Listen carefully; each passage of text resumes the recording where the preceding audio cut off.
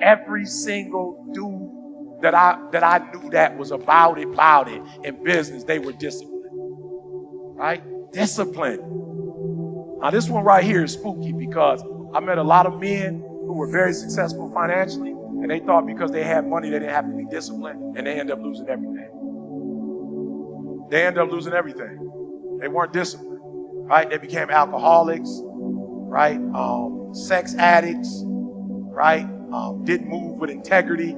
That's the one thing, man, I love about, man, y'all, man, for real. I'm telling y'all got to get with the right crew. Y'all, when y'all hear Maul talk about getting up and working out, it don't got nothing, man, I promise y'all. It don't have nothing to do with, like, I ain't following no man because he got muscles.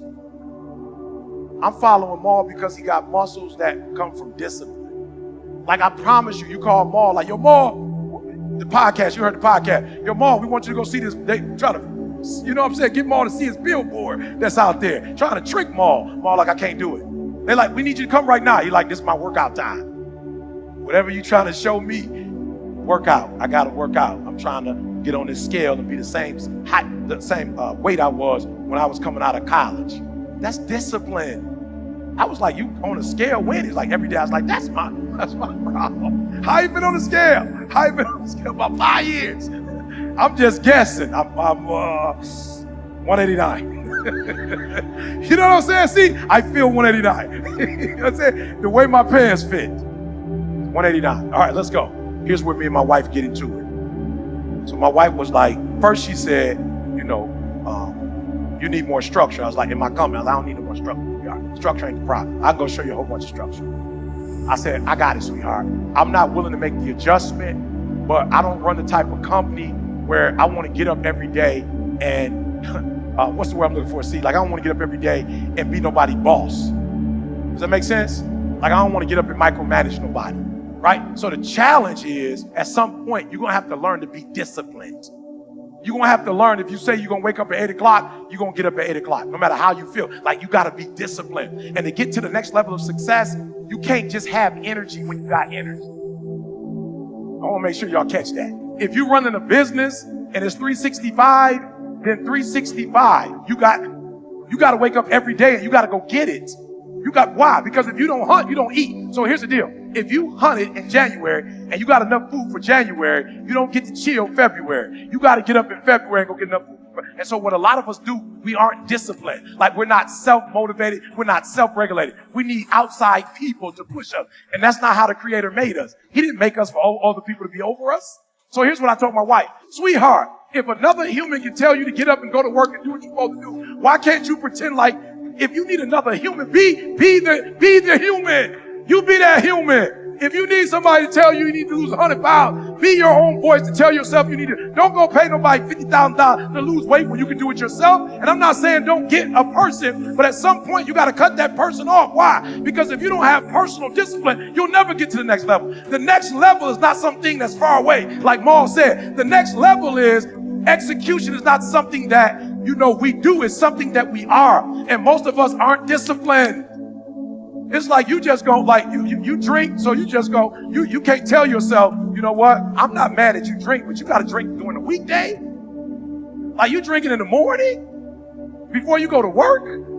He gone now. He's no longer with us. You drinking in the afternoon, you drinking at night. Like I'm feeling you like to drink, but like all day, every day, the weekend, the weekday, and some of you, there are things you like, you have absolutely no control. You are like a slave to you. You are a slave to your personality. You are a slave to some of your vices. You are a slave to some of the things you like. You are a slave. You have absolutely no control. And what I'm telling you is the reason why we fast from time to time is not that we have to fast, but at some point you got to fast because you got to tell the flesh who's in control. I'm in control. You're not in control. I know you don't want to wake up. You don't have an option. Get up. We trying to eat. There's a certain lifestyle we want. You think I want to get up at 3 o'clock? I put up a video, Nikki, I don't know what happened. I miscommunicated with Nikki this morning.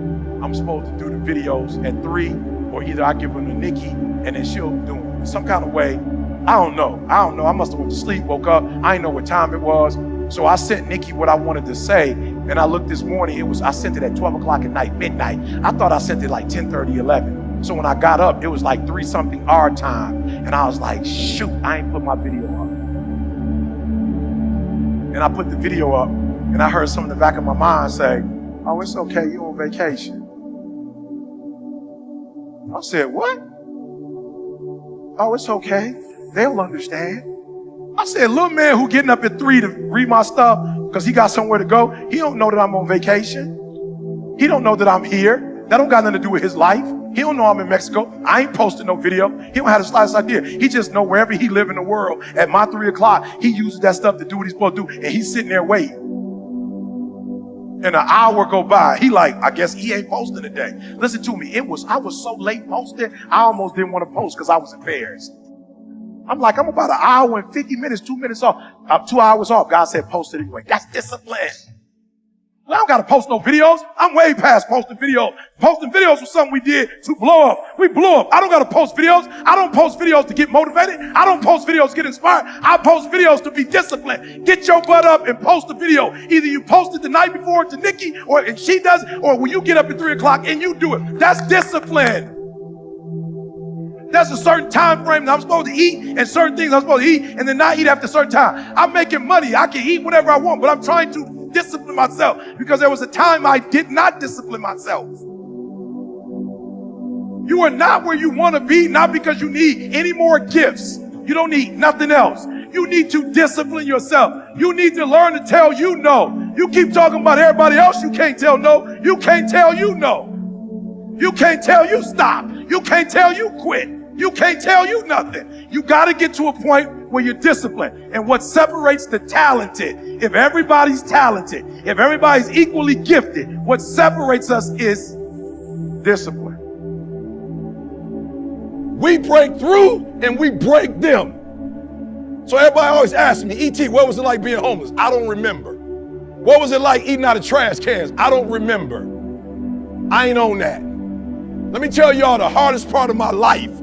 The hardest part of my life was not being homeless. I ain't had no dreams or no goals. I didn't want nothing. Eating out of trash cans wasn't the hardest thing I've ever done. The hardest thing I ever did was get my GED, go to college, study every doggone day and still fail.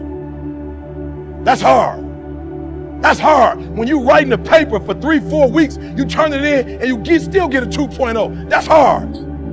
It's hard when you're in a library and you studying and you read and you take the test and you get a 55. That's hard.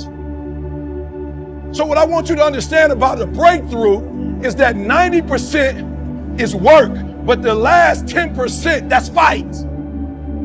Listen to me. You don't get a breakthrough by working. You get a breakthrough when you fight. And I had to fight. I had to stay up all night. Listen to me very closely. When I first started speaking, I remember they used to be like, bro, we give you $1,500 at most. I remember trying to break through in this industry. I remember speaking and speaking and speaking, getting a 4-year degree. It took me 12 years to get a 4-year degree. Breakthrough. It wasn't being homeless. It wasn't running the streets. It wasn't hanging out with people I shouldn't hang out with. The hardest part of my life was actually trying, putting forth effort, and still not getting my goal. That was the hardest part. The hardest part was going to doggone school. I dropped out of doggone Detroit here before. I didn't go to school, so when I got kicked out, I wasn't tripping. But you mean to tell me I'm going to every class and I'm still failing? You mean to tell me I'm reading every paper, I'm still failing? That's the hard part. The breakthrough is the hardest part because the breakthrough is not about the X's and O's. The breakthrough is not about the weight room. The breakthrough is not about studying the plays. The breakthrough, that last 10%, is all mental toughness. The last 10%, the breakthrough is not about being better than them. You're already better than them. You're just not better than them mentally. This ain't got to do with nothing physical. When you get to the top of your game, it ain't physical, y'all. It is not the darkest moment that's the problem. You the problem. And your perspective is the problem. You thought you was just going to have a dream and a goal, and you was just going to wake up and just walk into the sunset. You're like, dream, boom. It don't work like that. You have a dream, and then life punks you. Life punks you and say, do you really want this? I'm going to give your wife MS. Do you really want this? 5 of your aunts going to die of cancer. Do you really want this? You're going to lose friends. Do you really want this? Your mama going to be pissed when you write the book about your family. Do you really want this? Do you really want this? Cousins gonna abandon you. People that you used to be like this with gonna think you bougie and don't want to deal with you. It's a part of it, but I paid too much. If I was gonna quit, I would have quit in the abandoned building when I wanted to commit suicide and take my life. And I don't talk about that because I don't want to get nobody ideas. I should have quit when I heard my voice say, your mama don't want you, your own daddy don't want you, take your life. I got through that. So why I'm gonna quit over a grade, an F on a grade? Why would I quit because I didn't do well on the master's degree? Come on. And so I'm telling y'all, you have come too far to quit now. You have invested too much to quit now. You have lost too much to quit now. Get a reward for your pain. Don't cry about it. Don't whine about it. Get a reward for it. I study my competition. Oh, my man fired. My man fired. My man, fired. My man, his use of word. Oh, my man, his presence. Oh, this is phenomenal. But when I studied all of them, it take 3 weeks to a month to get their stuff. I said, bingo, I got them. I got them. I'm going to go on YouTube and give my stuff away. Because guess what? If you're going through a divorce, you ain't got 3 weeks to wait on no doggone video. If your mama got cancer or you got cancer, you ain't got 3 weeks to a month to wait for your video. So I'm saying they better than me, but they will not outwork me. I will get up every day and put some on. 3 o'clock in the doggone morning. I'm doing it every day at 3 o'clock in the morning. I'm telling y'all, the breakthrough, I'm going to break these boys. Why? Because where they come from, they couldn't get up at 3 o'clock in the morning if they wanted to. They smarter than me. They come from privilege. They got the language. They got the code. They got the rules. They grew up in it, but they will not get up earlier than me. They will not put out more content than me. Beast mode. I was homeless. I was knocked out. I was kicked out of school. I was told never to return. I did this in the midst of trials, in the midst of tribulations. Nobody gave me this. I earned it. Life wasn't a crystal stair for me. Didn't nobody give me a network. I earned a network. I know Warren Buffett because I worked my way to Warren Buffett. I worked my way to Dan Gilbert. I worked my way to the NBA. I worked my way to the NFL. Everybody say, E, how did you crack the code? I grinded my way through the code. That's how I cracked it. I got up every day at 3. At Monday I grind. Tuesday I grind. I don't care what the economy is doing. I don't care who the president is. I don't care who the governor is. I don't care who the mayor is. My mama ain't counting on the governor. My wife ain't counting on the president of the United States of America. My wife ain't counting on the mayor. My wife ain't counting on the commissioner. My wife counting on me. When I walk out that house, she's counting on me to bring home the bacon. I beast mode my way to number 1. I beast mode my way to number 1. Then I put the sweet stuff out and I saw people start feeling it. Then I start dropping hip hop on them. I'm like, I got them now. They don't even know who Kendrick Lamar is. Got him. They don't even know who Pac is. Got him. They don't even know how to put Biggie in there. Got him. I didn't get them with talent. I didn't beat them with talent. I looked at their weaknesses and I said, boom, they will not outwork me. I'll go quicker. I'll go harder. I'll go longer. I'll go faster.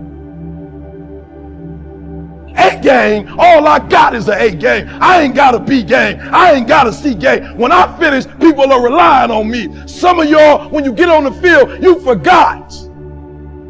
You forgot what it was like when you was hustling in high school playing ball. When you were in college hustling to get to this point. I ain't smart. It took me 12 years to get a 4-year degree. My book is a bestseller, and I failed English 3 times in college. But the difference between me and most people is you might be sweeter than me. You might be bigger than me. You might grind. Listen to me. I don't know. You might have money. I don't know where you come from, but you will not outwork me every single time. So what I need y'all to do, man, imano, man to man, I need y'all to, first week y'all come out, I need y'all to come out so doggone strong that when teams come on the field, come on. Don't just say it. Lock the gate. Don't just say it. Don't just say it, sound cute, you wearing a t-shirt. Don't just say it, lock that joke for real. Get to the point this season that when they come out on the field, they're like, we don't even want none of this. I want them to be scared. Can we make that happen? I'm talking about beast mode. I want you to come out, no laughing, no playing. I want y'all to do something like y'all ain't never done before. I want y'all to go out on the field and have y'all, whatever y'all come up with, y'all little chant, whatever y'all do. want y'all to just come out and just all y'all stand and look at the other side. I just want you to strike fear in their doggone heart. People rock with me because I know what you've been through and I didn't quit. I know what you've been through and I didn't stop. I know what you've been through and I didn't whine. You know what I did? I got my reward for it. And not only did I get a reward for it, my wife got a reward for it. My kids got a reward for it. They're going to live a different life because of what I went through. And had I quit, I would have been just like my father who left me with nothing. I'd have been just like my grandfather who quit. So I've been in circles and in families and environments where people take L's. I don't take L's no more. No more L's in my life. All we do is win, win, win. But guess what? Here's what I don't like about us sometimes. You want to exercise your freedom on the world, but you don't want to exercise it on yourself. Oh, you'll shut the world down for telling you what you can't do, but you won't say nothing to you when you don't do what you're supposed to do. You're not getting up when you're supposed to get up. You procrastinate, but you let you slide. But let the government do you like that. You ready for it. All out. I'm not mad at you. Fight, do whatever you feel like you personally need to do, but do something to you too. You want to hold them accountable? Hold yourself accountable too. You know you're not making the money you're supposed to make. You're dressing up. You got the car, the house you can't afford because you're trying to prove something. You live in America. You ain't got to prove nothing to nobody. You can actually do what you dreamed of doing. This is America. You ain't got to play like you got it. This is America. You can really have it. But you know why we want to play like we got it? Because it's easier to play like you got it than really do the work to get it. So I came for one thing today. I came to tell you we live in a great country. 75% of the work has already been done. 50% by this country, 25% by the creator. You got to do your part, though. You ain't going to never blow up if you don't do your part. And I'm standing here today because I did my part. Now, I didn't do it up to 25. I ain't going to lie. I was homeless. I was a high school dropout. I was a college dropout. I was making stupid, dumb decisions. Credit was tore up. I ain't had no money in the bank. But one day I woke up and was like, yo, E, bro, you live in America, bro. You ought to be ashamed of yourself. You ought to be ashamed of yourself. Here's my only goal for Eric Thomas. I want you to die on E. If you could be the best in the world, then be the best in the world. I never knew if I could be the number one motivational speaker in the world, but I woke up one day and was like, yo, let's pursue it. And last year, y'all, I challenged myself. I said, Eric, yeah, I know you couldn't read or write when you was a teenager, but you grown now. You grown now. They can say the word for you on Instagram. Like you can get dictionary.com and they can tell you what the word, grow up. Go in the studio, go and learn. And so now I said 2022, E. Now it's time. You should have been in the Lion King. My voice is all over the world. There's no reason it wasn't on the Lion King. I just didn't go over there and demand that I need to be over there. So I'm writing a script for Netflix or Hulu. Why? Because I start, in COVID, I wouldn't watch TV. I started watching COVID. I was like, oh, I can produce that. So I'm doing a show called Torn that we're writing right now. And it's the love story of me and my wife when we hooked up when I was 15 and she was 16 and our journey from the streets of Detroit to #1 in the world. Can I say this to y'all? I could have been doing this years ago, but I never held myself accountable. I held my biological father accountable for not being in my life. I held my mama accountable for getting pregnant at 17. I held the Detroit public school system responsible for not teaching me what I thought they should teach me. I held everybody responsible but Eric Thomas. The day you start holding yourself accountable is the day that everything in your life is going to change. Write that down. I'm going to hold myself accountable. Text yourself. I'm going to hold myself accountable. Look, I can leave now. We're going to go through a couple slides, but that's it.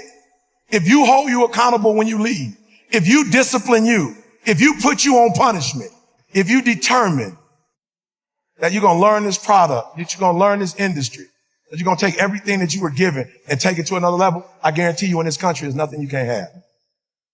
I'm hurt. I'm mad at myself because I could have been doing this. So #1, here's what I need you to do. What I want you to do for me is I want you to write the vision, all right, and make it plain. I want you to write the vision, like flat out. There's not one thing I got out. Do y'all know the joy of me seeing a father with his 3-year-old, his 5-year-old, and they watching my stuff together, and little man saying, what up, what up, what up? It's your boy E.T. You know where I got that from? Michael Jordan. Michael Jordan said he played basketball so so that wives who didn't even understand the game would come and watch him. And if the wife and the kids came, the whole family would be at the game. He wanted to play so well that the whole family would come out and watch him play. So I said, if Mike could do that, I could do that. Write the vision. What's your vision? A lot of you struggling because you don't even know. You waking up every day with nothing to do. You just getting up. You don't even know what your goals are. You don't even know. Write your vision. Some of you wear stuff. You do stuff because other people are doing it. No, stop doing that. What do you want?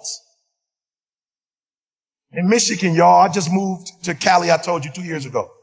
There was a young lady who came to my house with her mom, and she walked in my house, and she looked at my house, and she was like, no way.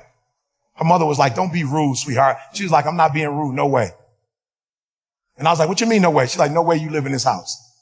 I was like, what you mean by that? She's like, how big is this house? I was like, 2,300 square feet. Like my house in Michigan, you could walk in the front door and see the whole house. She was like, but I thought you were. I am. I am E.T. the hip-hop preacher. You're right. And I am wealthy. You're absolutely right. But I love this house because everybody here is in the working community. And I love living in the working community. My next door neighbor is a firefighter. His wife is a teacher. I love living in this community. My next door neighbor is a firefighter who cut my grass, who shovel my snow. Anything break in my house, he come and fix it. I can't move nowhere else because I can't find another neighbor like this. I love my neighbor. How many of you live in some communities where you can't stand your next door neighbor? Just be real. Raise your hand. That's a terrible experience. So she was thinking, and she was right. If I had a low self-esteem and I hadn't wrote a vision for myself and made it plain, I probably would have moved to a different community. But moving to a wealthy community was not a part of my vision or my plan. My vision or my plan is being married. I want to be blissful in my marriage. I want my wife still to desire me. I want to still desire my wife. I want us to act like we did when we were in high school. That's my vision. That's my vision. My vision ain't necessarily a watch. It ain't nothing wrong with watches. They're investments. There's nothing wrong with jewelry. It's an investment. But that's not what I want. So I'm not going to let society. And let me say this to you. You like eat. What does that have to do with anything? Well, the energy you put toward impressing somebody is the energy you're wasting to do what you're supposed to be doing for you. That's why it matters. Because now you're wasting energy on getting 6 figures or 7 figures or 8 figures or 9 figures on trying to impress somebody. And energy is only going to go one way. It don't go both ways. So if you're wasting time trying to impress people, it means you're not using time to impress yourself. Listen to me very closely. I got up this morning. I flew here to speak for my boy Cole. Cole called me. E, I need you to, I got you, bruh. Then I'm flying back home tonight. When I get home tonight at midnight and I get my wife in that car and we drive back to our house, when I go to sleep tonight, man, I'm going to sleep so well. I don't care what you think of my presentation. I'm going to be so excited because I walked through that hall and there were people who saw me and they said, yo, E.T., bruh, I've been watching you. And I saw them. I saw the look on their face. I ain't even make them do it. I was like, pull out your camera, bruh. Let's get a pic. I'm like, bruh, come on. Let's remember this. You're going to be telling somebody, you know, I was with E.T. and they're going to say, no, you weren't. I already know how it go. They not going to believe. So let's just get this pic real quick. So when they start saying it ain't the truth, you can just show them the pic real quick. Or when it's my birthday, you can post it like, E.T., happy birthday. That's my dude. And you can get some credit and get a couple more followers. You know what I'm saying? I know the drill. Or you can knock on the door and they like, nope, we don't want to buy this product from you. And you like, you know, E.T., that's my boy. They like, come inside. You listen to E.T., I listen to E.T. Come on. So it has nothing to do with this. I'm going to go to bed tonight and feel real good. You know why? Because a part of my vision is making people feel good. When I walked through that door, I took a picture with everybody that wanted to take a picture with. I didn't run back to the green room acting like I'm big time. So I'm going to be able to sleep at night knowing I made my dreams come true. And the problem with a lot of you, your energy is being wasted on showing other people who you are.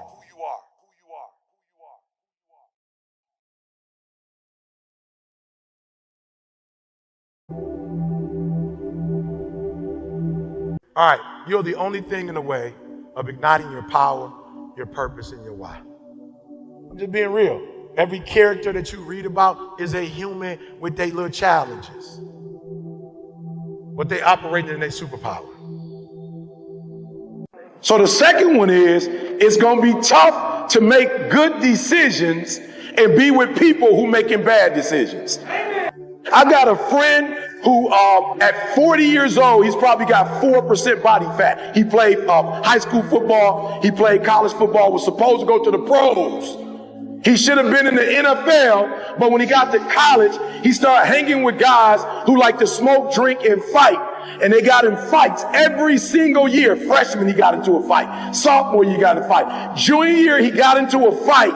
And the fight was so bad that they stopped the dude and they killed him. And he was on the front page of the newspaper and on ESPN. And when he would go to the NFL for practice, the NFL teams would say, oh, you got what on your record? Oh, no, we can't. We can't. So I don't care how many good decisions you make. If you're hanging with people who are not making good decisions, a negative plus a positive equal a negative. So I want to make sure you understand that. When you go to math class, next time you go to math, pay attention. A positive plus a positive times a negative, it's a negative. So the second thing you need to do is you need to select the people in your circle of influence who are going to help you make your dreams become a reality. Let me just be honest with you. I ain't trying to dog nobody out. But if your friends are putting you in a position where you drinking and you smoking and you high, they're not your real friends. I'm not suggesting that you stop hanging with them. My boy Anthony Flynn, my guy, my business partner. Anthony Flynn said, if you want to make it to the New York Times, you got to hire Rory. So I had a friend who connected me with a friend to help me make my dreams become a reality. If you have people in your circle, I don't care what they call themselves, friend. They're not a friend, they are a foe. If the person is not helping you to elevate, but what they're doing is destroying you, you can label it friend, you can call it whatever you want to call it, but they're destroying you, and you are a fool to let somebody destroy you in your dreams. And let me tell you why. I know a lot of people don't want to hear this, but at some point, I don't care what we all believe in this room. This is what we all have in common. We all believe we're going to die. You're going to die. Everybody in this room. Amen. I don't care if you're working out every day. You're not going to make it to 250 working out. It's not about to happen. I don't care what kind of drink you got your little green juice you drink. You can drink it till you're blue in the face. You're not going to make it to 200.